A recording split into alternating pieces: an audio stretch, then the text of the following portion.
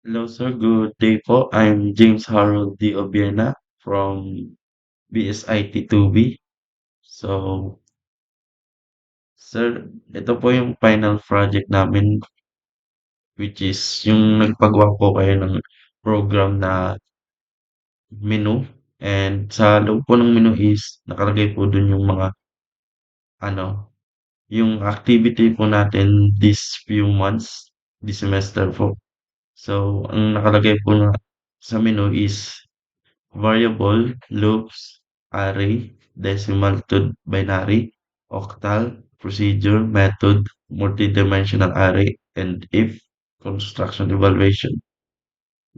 So, ito po sir, ito po yung code na ito is ano, ah, sir dito po is while true po ako kasi looping po itong code na ito. Then, dito po is naglagay po ako ng console which is magdi-display po 'pag ni-run po siya. So, mamaya sir ira-run po. Ira-run ko na po pala. Ito, yan po yung nakalagay sa bale ito po sir, yung code na po yung kanina, ito po magdi-display po siya dito, variable of et cetera. Then dito po sir is naglagay po ako ng switch po ito. Naglagay po ako ng switch dito and ang switch po is statement ay ginagamit upang i-evaluate po itong mga code na ito.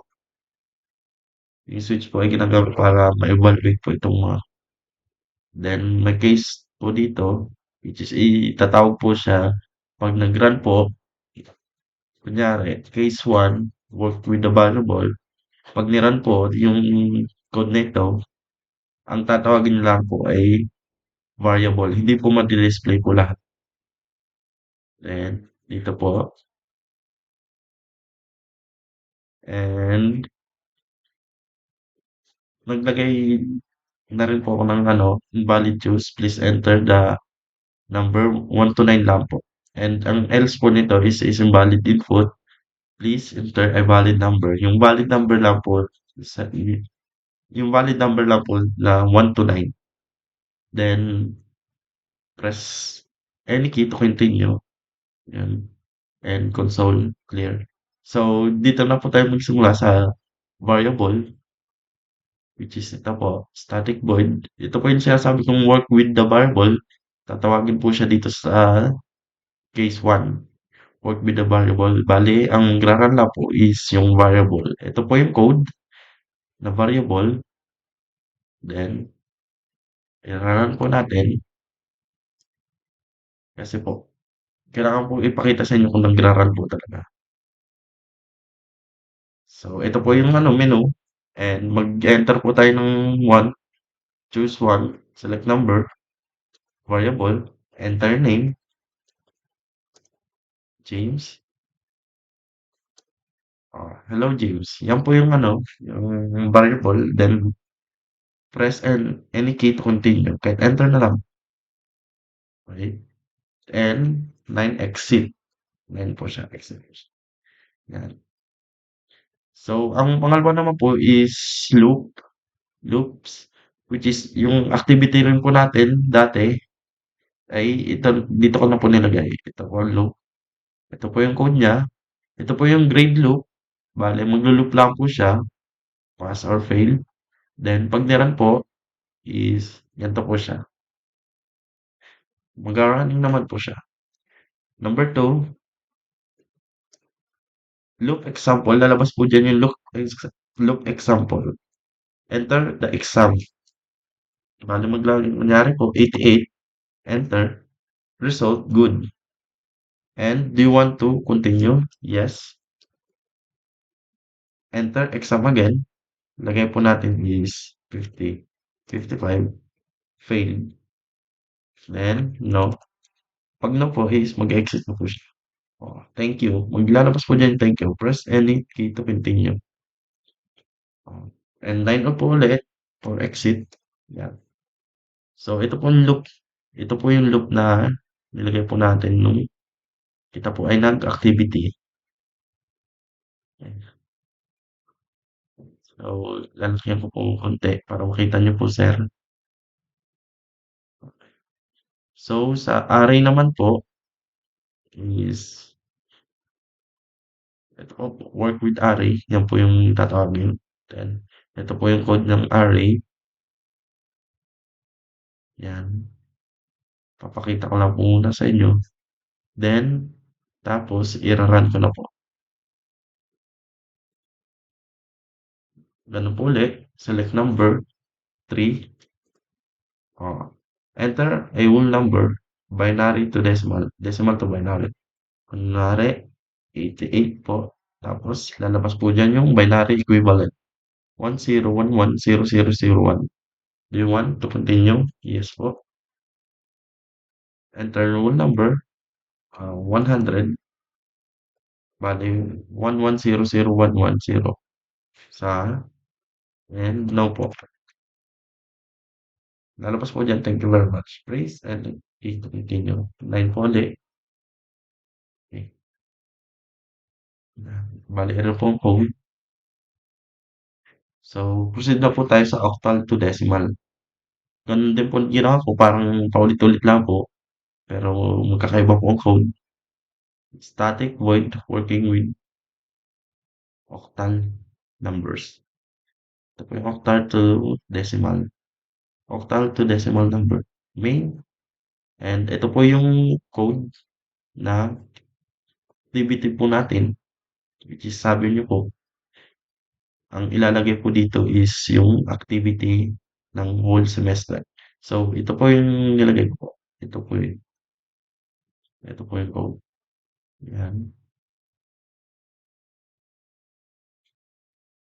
Okay po. Start na. Run ko na po na siya.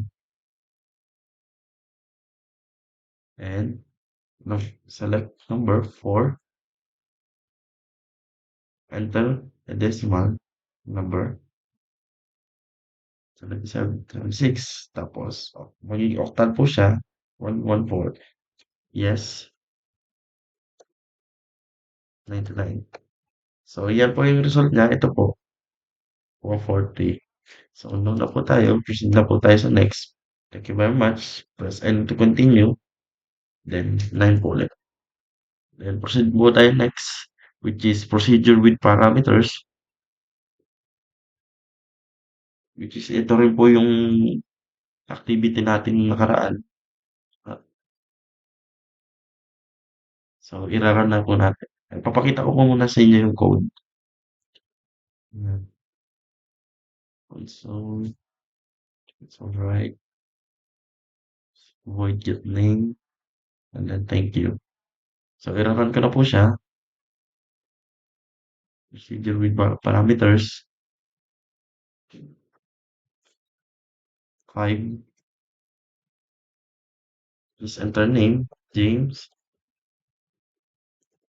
Initial. D. Surname. Vienna. Course. IT. Age. 22. Gender. Male. Birthday. August 10, 2001. So, ito po yung output niya, which is name, James De Viana, course, IT, age 22, gender male, birthday, August 10, 2001. So, ito po yung output niya. Then, press any to continue. Then, exit po muna tayo. And proceed na po tayo sa method function. Bale, ito din po yung activity natin nakaraan. So, ito po yung code. Yan lang po.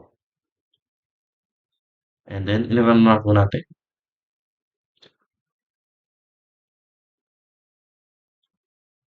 6. Select the number between 9 or 6. 6. Method function example, James. James. age 22. Okay. Yan po ang output niya. All about yourself, James 22. Just ano, and enter. Thank you. Press N to continue. Then 9. So, proceed na po tayo sa next, which is multi-dimensional array. So, ganun din lang po yung ginawa ko. Parang parehas po sila, which is, parehas po. And magkakaiba lang po ng code. So, ito po yung code ng multi-dimensional array. Yan. Yan po. So, i-run ko na po yan, which is select number 7. Yan. Yan po yung multi-dimensional array example. 2D array. So, yan po yung output niya. Press N to continue. Select 9 po ulit to exit. Yan. And then sa if construction evaluation naman po is parang katulad rin po sa loop. Yan po. Yan po ang code niya. Yan. If else. Yan. Console write exam example. Yan. Ay, sorry. So, i-run po natin yan. If construct evaluation, select 8.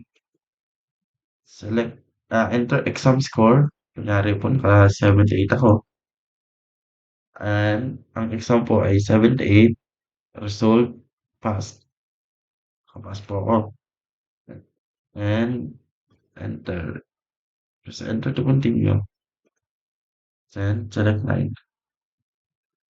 Yan. So, yun lahat, sir, po yung naging activity natin for whole semester. Yung first semester na nilagay ko po dito. Ito na po lahat yun. Then,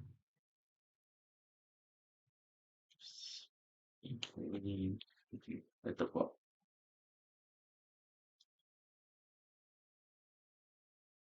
Hmm.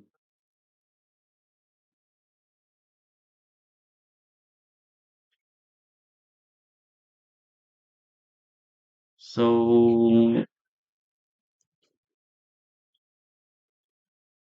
sir, ang buong program po ito ay nagbibigay na interactive na interface para sa mga user na ma-explore ang bawat ibang concept ng programming gamit ang C# po.